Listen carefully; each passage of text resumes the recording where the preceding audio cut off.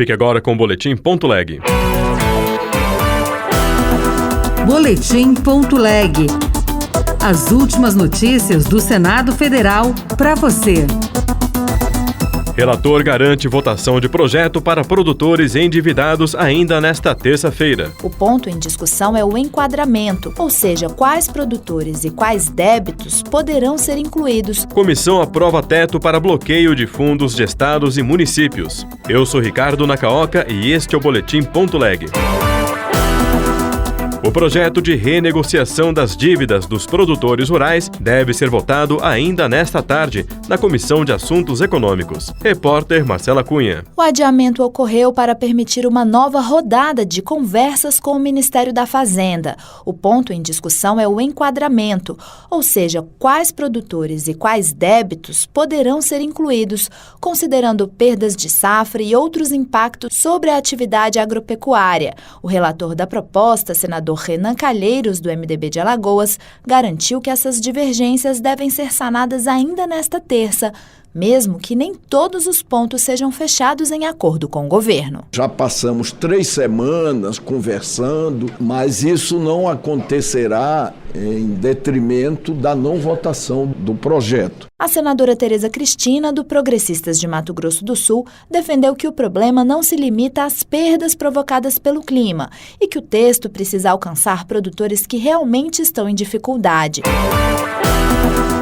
A Comissão de Desenvolvimento Regional decidiu limitar o bloqueio de recursos dos fundos de participação dos municípios e dos estados para o pagamento de dívidas. Quem tem as informações é a repórter Patrícia Oliveira. Para pagar dívidas previdenciárias, a União poderá reter no máximo 5% de cada parcela dos fundos de participação dos municípios e dos estados. A proposta do senador Rogério Carvalho, do PT de Sergipe, busca evitar que o bloqueio desses repasses federais afete principalmente cidades com até 50 mil habitantes e comprometam áreas como saúde, educação e infraestrutura. Segundo o relatório da senadora professora Dorinha Seabra, do União do Tocantins, para cerca de 1/4 dos municípios brasileiros, essas retenções variam entre 5 bilhões e 7 bilhões de reais por ano. Ao estabelecer o teto de 5%, a proposta alinha a regularização das dívidas previdenciárias com a capacidade financeira dos estados e municípios. A proposta altera a Lei do Custeio da Seguridade Social e segue agora para a decisão final na Comissão de Assuntos Econômicos. Os Centros Federais de Educação Tecnológica de Minas Gerais e do Rio de Janeiro podem se transformar em universidades tecnológicas federais. A reportagem é de Rodrigo Rezende. A mudança na estrutura acadêmica dos Cefetes Mineiro e Fluminense foi aprovada pela Comissão de Educação do Senado.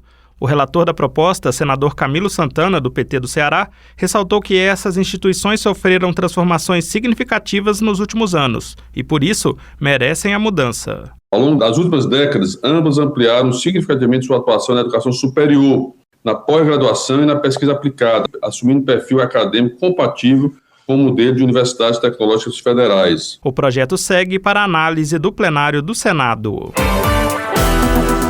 O plenário deve votar nesta tarde o projeto que amplia as isenções de impostos para o terceiro setor, caso de organizações filantrópicas, evitando que essas entidades passem a pagar tributos como empresas comuns. O autor, senador Flávio Arnes, do PSB do Paraná, disse que a proposta busca evitar uma perda de capacidade operacional do terceiro setor em atividades sociais, culturais, esportivas e educacionais. Todas as áreas seriam prejudicadas: culturais, recreativas, esportivas, assistenciais, de educação, de saúde. Felizmente, a Receita Federal, em função da pressão de toda a sociedade, teve um entendimento de mudança nesse sentido.